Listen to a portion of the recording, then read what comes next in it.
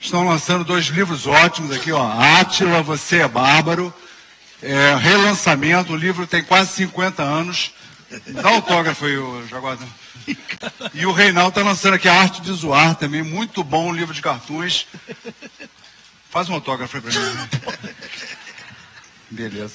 Com ele, relembrando que o Jaguar de nós foi o que conheceu melhor. O Milor foi amigo, a gente conheceu assim, né?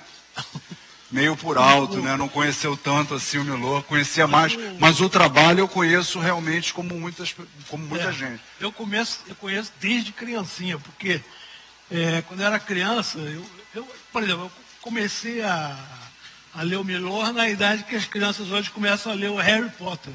Então, no meu tempo não tinha Harry Potter, eu lia o Milor porque o Cruzeiro era fácil de achar. Eu ia com a minha mãe em qualquer consultório dentário, sei lá, qualquer lugar que você ia, tinha o Cruzeiro lá. Então você pegava aquele Cruzeiro e tinha certeza que sempre tinha 2 páginas incríveis do Milor lá. Cada semana é uma surpresa incrível. Eu não, claro, algumas piadas eu nem entendia direito, mas a coisa toda eu achava muito impressionante. E por causa disso, até hoje que eu faço isso. Então, com certeza, se eu não tivesse tido o Milor Fernandes, eu não estaria aqui hoje. Mas quem é o nosso especialista, quem realmente conheceu a fundo o Milor, é o Jaguar. E ele estava contando para a gente que a vida dele ali, o começo da sua carreira profissional, tem muito a ver com o Milor, não é mesmo, Jaguar? Tem, porque a primeira vez que eu mostrei meus desenhos, eu tenho muito com a família Fernandes, né? Primeira vez que eu mostrei meus desenhos foi para o Hélio Fernandes. E aí ele falou assim, olha, eu sou irmão do maior cartunista do Brasil e esses teus desenhos são horrorosos. E eram. Eu, se fosse um editor e chegasse um cara com aquele desenho que eu mostrei para eles, eu pus o cara para fora a pontapé. Se fosse para o Pasquim, por exemplo, chegasse um cara com aquele desenho. Porque, como todo cartunista, você começa imitando alguém, né? Na época, por exemplo, tinha no Paris Match, tinha um Bosque, Mose, Chaval, que era o melhor de todos. Tinha o Trash, que era o pior de todos. Mas eu fui imitar justamente o Trash. E aí, isso me irritou muito, porque ele falou, não, você é bancário, vai ser funcionário do Banco do Brasil, que é o teu negócio, porque negócio de...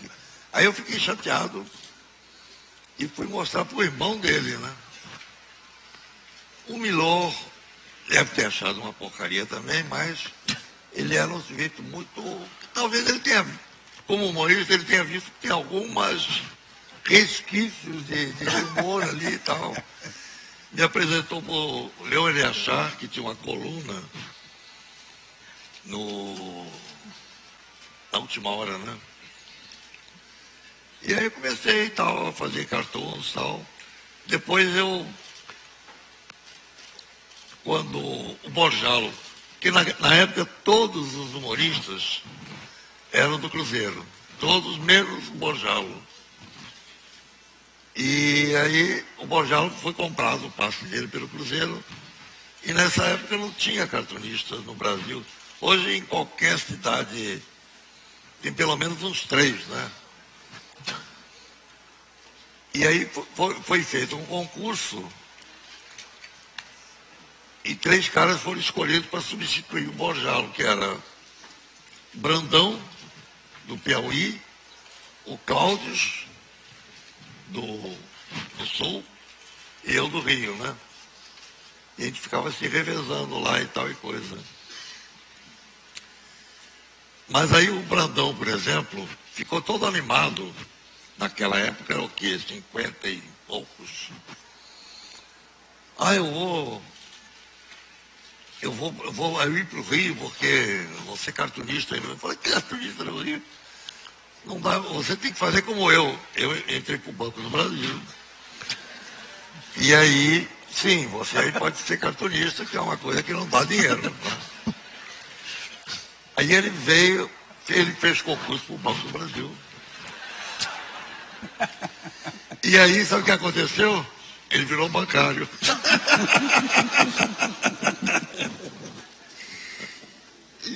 E o Cláudio, aí ficou,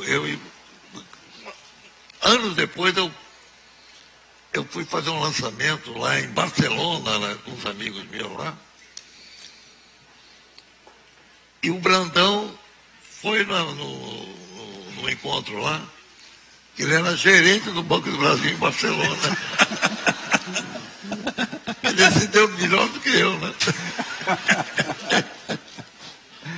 Pois é, pô. Agora é engraçado, porque cartunista é uma profissão que não existe. Por exemplo, as revistas de cartoon todas desapareceram. Pancho desapareceu, né? Foi a última. Cordoniz, Rico Tipo, a Cordoniz Espanhola, o Rampart, todas essas revistas sumiram. E eu, por exemplo, sou cartunista, mas não tenho onde publicar cartoon. Eu sou chargista do Dia há muitos anos. Não, eu acho que sou o único chargista que não sei fazer caricatura. Você copia do Chico Caruso, né? Você falou isso. Eu copio e eu digo que é uma homenagem que eu faço a ele.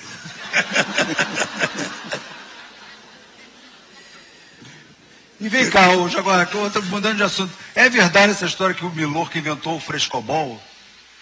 Ou isso é um mito? Não, já tinha um esporte que era uma raquete de madeira, né? Com um elástico com a bola. Então o cara ficava jogando aquele negócio, era uma espécie de masturbação tenística. Aí alguém teve a ideia de tirar o elástico. O elástico, então era um jogo que o Milor dizia que ele gostava muito de jogar, e ele era campeão naquilo, né? O Gravatá, que deve estar em algum lugar aí. Campeão como? Você não tem vencedor nesse negócio. O Gravatá, pois é. Não, ele jogava bem, ele era bom. O Gravatá tem emoldurado assim, com uma preciosidade, a bola do Milor, a raquete do Milor gasta. A bola é... Uma só ou duas? A outra do outro. Ah, sim. Não tinha nada. Tá novinha, né? Agora, o Milor dizia que ele gostava muito do esporte, porque é o único esporte que não conta pontos. Não tem nem vencido nem vencedor. Mas, na verdade, eu conhecendo o Milor, ele jamais toleraria, porque um dia ele perderia. Isso acontece com o Nadal, com o Federer.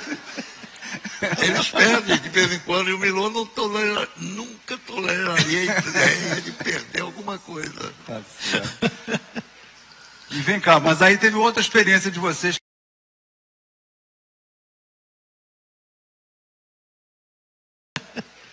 E vem cá, mas aí teve outra experiência de vocês que foi com o Pasquim, que o Milor, durante uma época, foi... Obrigado lá no Cruzeiro, né? Depois fez o Pif-Paf. Não, depois vocês, eu acho que vocês, um grupo de desenhistas insistiu com ele para abrir o Pif-Paf. Não é isso? Não. Não foi? Não. Depois que ele saiu do Cruzeiro, vocês encheram o saco dele para lançar a revista Pif-Paf. Você, o Cláudio, Fortuna, essa turma toda. Ah, sim, mas durou 8 números só, né? Pois é, mas foi lançado, né? E como sempre ele botou um editorial dizendo que não ia durar muito, não sei o quê. Agora, depois no Pasquim ele fez a mesma coisa. Ele fez a mesma coisa. Ele escreveu um texto dizendo... Se um jornal independente não pode ser... Não pode durar muito. Não pode durar muito. É. Então... E acabou durando 20 anos. Né? É. Mas o Milor, ele participou intensamente. Ele ficou muito tempo lá, desde, sei lá, 70... Não... 70 eu me lembro direito porque eu, quando bebia, eu não tinha amnésia. Agora eu tenho Agora eu tenho amnésia abstêmica. Eu embaralho tudo, as datas, entendeu? Não, mas enfim, ele ficou alguns anos lá e trabalhou, mas ele era tipo editor mesmo, porque quando eu entrei ele estava quase saindo, então foi um período muito curto que eu cruzei com ele lá. Não, ele não começou como editor, não. Não, ele era colaborador. O editor era o Tarso, né? Não era o Tarso? É, e você, né? Não, mas eu vou te lembrar, olha só, Jaguar, o Milor, teve aquela época que foi todo mundo preso, né? Alô? Menos o Menfio e o Milor. A história do Bastinho é o seguinte, o Sérgio Porto, ele tinha uma revistinha que depois ele morreu e ele queria fazer um jornal parecido, né? O Tarso. O jornal quase não saiu por causa do nome, né? Quem bolou o nome fui eu, porque eu disse assim, olha, esse jornal é o seguinte, todo mundo vai xingar. Isso é um pasquim, então a gente já cortou a onda, né? E o jornal começou assim com 10 mil exemplares, na época chegou a vender 200 mil, o que era para vender muito mais, porque o departamento comercial era péssimo, né? Porque, na verdade, o jornal teria que, mesmo naquela época, vender muito mais. E depois, quando houve a abertura e acabaram com a censura, o Basquim foi a pique.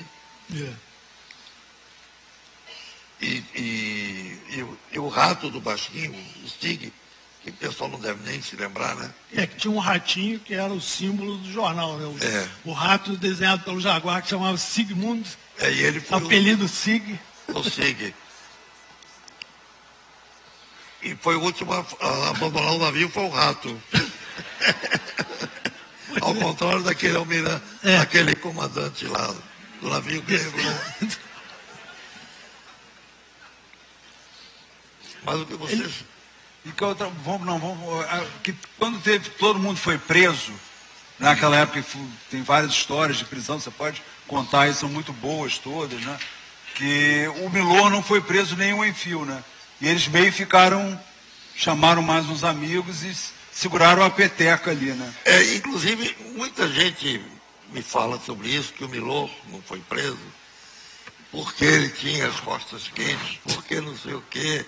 Essa história quem espalhava era o Tarso de Castro, que era inimigo dele e tal coisa, né?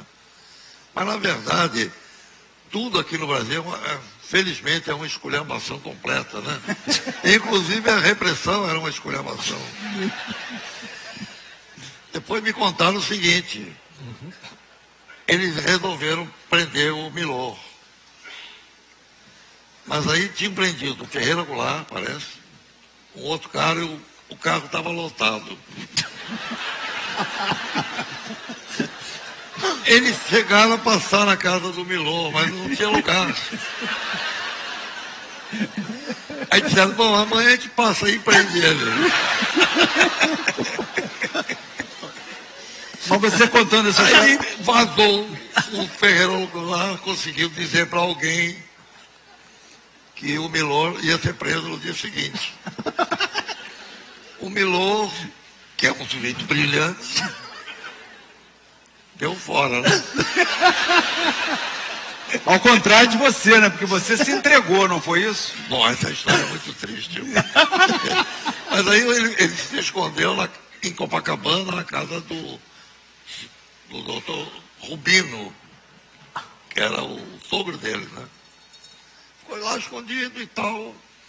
E